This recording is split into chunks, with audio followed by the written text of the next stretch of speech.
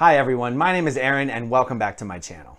Today I wanted to switch it up a little bit and do something quick and light and do a single question, single answer video. But before I get to that, while it's on my mind and before I forget, let me just write something down for my plans for the week. Do not, under any circumstances, unwittingly give an interview about Scientology to an extremist, fringe, anti-Semitic hate group. All right, at least that is one thing I'm confident I can accomplish in the coming week. It's been an interesting few days. I learned a valuable lesson this week, which is always research the history of people who ask to interview you about Scientology, at least when you're running for Clearwater City Council. Some lessons just gotta get learned the hard way, and I wish this had not been one of them, but it was, and lesson learned. You know, I've been doing this channel now for 5 years or so, been talking about Scientology, been talking about some other groups, been talking about Clearwater for, going on 5 years now.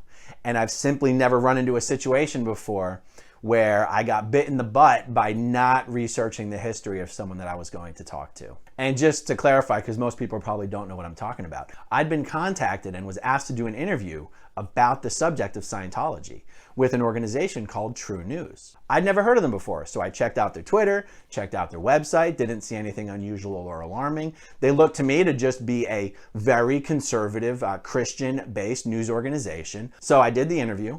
It was actually a really good interview. The guy asked a lot of good questions. I had an opportunity to give a lot of very thorough, meaty, lengthy answers explaining why exactly is it that Scientology has been trying to infiltrate these Christian groups. We had a good conversation. At this time, I'm still completely oblivious to the controversial and anti-Semitic nature of this organization's or this group's beliefs. Some of the things that these people associated with this organization have said are very, very offensive, very, very anti-Semitic, and I was completely oblivious and ignorant to this. And if I'm being really reflective about this, I have never associated Christianity, even very extreme forms of, I don't know what you would call their form of Christianity. I mean, in fact, Christians may call their form of Christianity not Christianity at all. But what I'm trying to say here is it's never been on my radar to think, wonder, or suspect whether certain Christian groups or certain brands of Christianity would have this streak of anti-Semitism. I know a ton of Christians, they aren't anti-Semitic. So I guess what I'm trying to say here is it wasn't even something that was on my radar to suspect. I definitely didn't look into it. And this is the first time my lack of digging into something like that has come back to bite me in the ass. Unfortunately, that is a lesson learned the hard way. Now, someone might say, okay, what's the big deal? Well, the big deal is the Tampa Bay Times contacted me today and say they're going to be running a story about me having done an interview with these guys. And at that point, I was like, I'll be honest, I got pretty defensive about it. I try to sit down and have a valuable conversation in good faith with someone I thought was just a conservative member of the Christian community. And I can just see the headline now, City Council candidate gives interview to extremist anti-Semitic hate group. Can I point out the irony of a guy named Smith-Levin having to defend himself against accusations of anti-Semitism? I mean, to be fair, I am sure the Tampa Bay Times article is not going to accuse me of anti-Semitism. I'm sure it's going to be more along the lines of, how could you be so stupid as to talk to this guy? Getting defensive about it certainly isn't helpful or productive. And the fact is, there is a lesson to be learned here. As someone running for a public office, as someone who hopefully will be holding a public office, it does matter who I sit down and give my time to. And since it does matter, I do need to look into such things. So, lesson learned the hard way, but lesson learned. But I'll tell you what, as much as I fully own the mistake of having spoken to the wrong people, I do want to say that I don't want the fact of having spoken to the wrong people to get in the way of the message that I was delivering.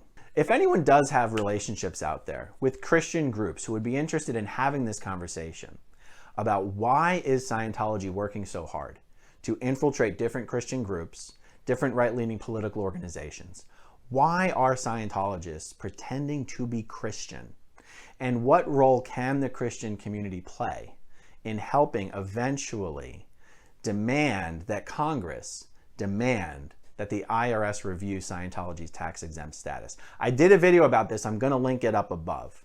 If anyone who watches my videos have relationships to people who run Christian organizations who would be interested in having that conversation, that is something I consider to be very important, and I'd be interested in pursuing this, just making sure I'm not talking to the wrong people. Beyond a lesson learned, if there's any good that will come of this, it'll be that my opponent can finally stop whining about thinking the Tampa Bay Times is in the bag for my campaign. So that's good. Speaking of which, have I told you lately that I'm running for Clearwater City Council? Because I am. Other than my poor judgment of speaking to those folks without looking into their background. If you want Clearwater, Florida to have a council member who knows exactly what Scientology is and what they are up to. If you think Clearwater, Florida should have a council member willing to take action against Scientology's human trafficking, crimes against the elderly, and crimes against children. If you want Clearwater to have a council member who will not rest until Scientology's tax-exempt status is revoked, please consider supporting my campaign at aaronforclearwater.com. All right, enough about that. Let's get on to the actual purpose of this video, which was to do a one question,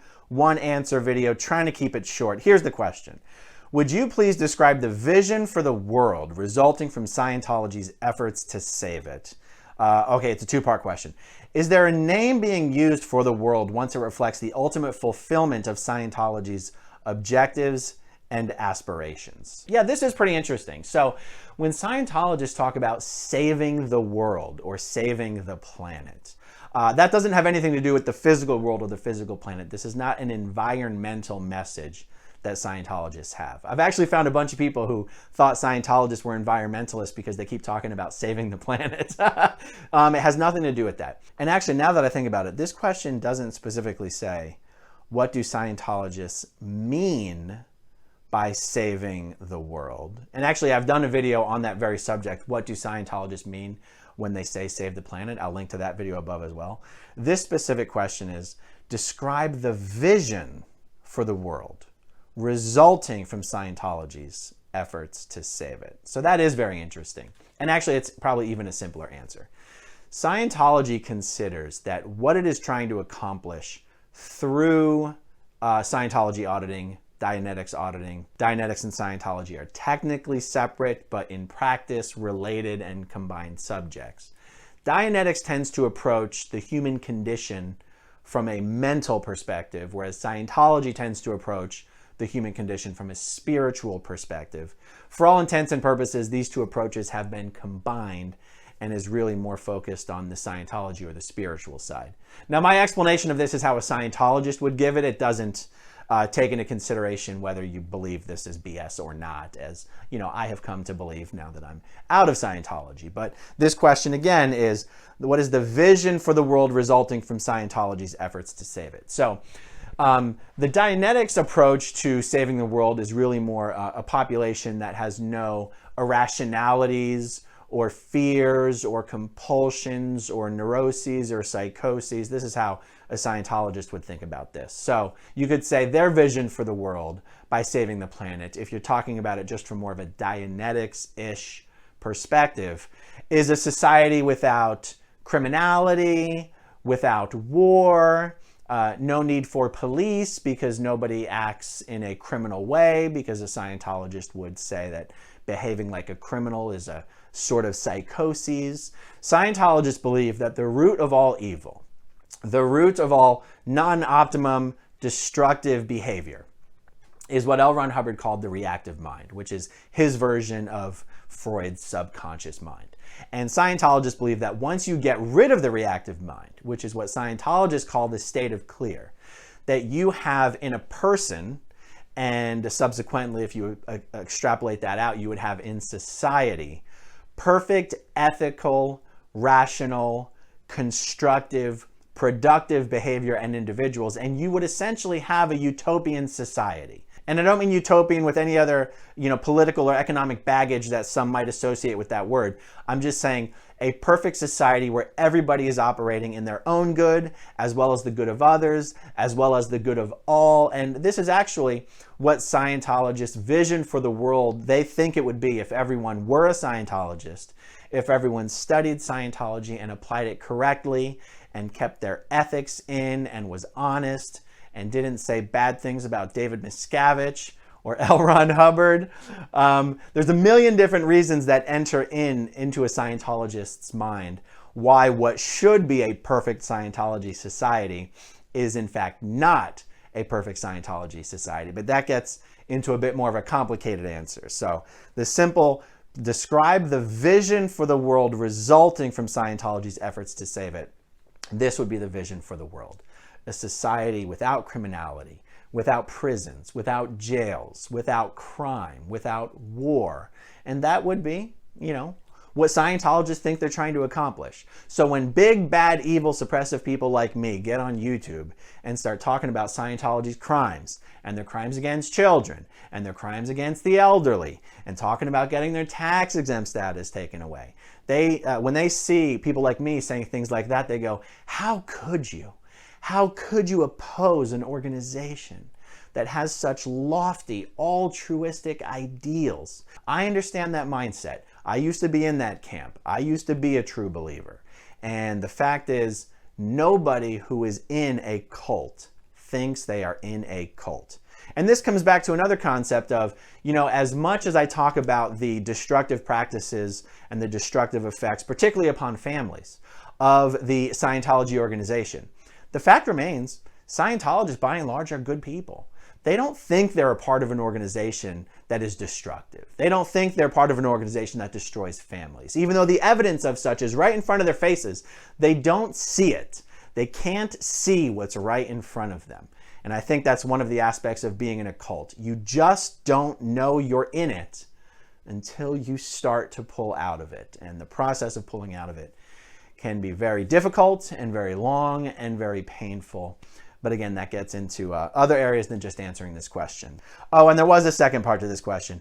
Is there a name being used for the world once it reflects the ultimate fulfillment of their objectives and aspirations? Yeah, the name being used for the world would just be a cleared planet. L. Ron Hubbard was very consistent over the decades in using that terminology and using that phrase. Scientologists are very consistent even today in discussing what Scientology is trying to accomplish, and it is a cleared planet. And to a non-Scientologist, you go, a cleared planet? What are they trying to get rid of everybody?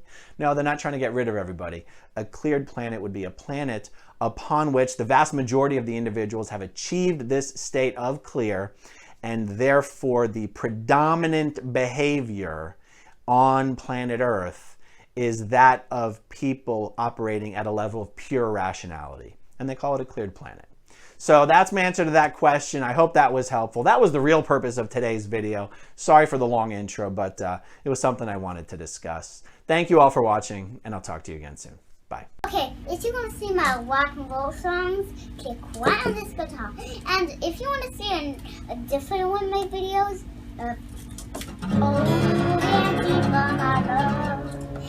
then you could click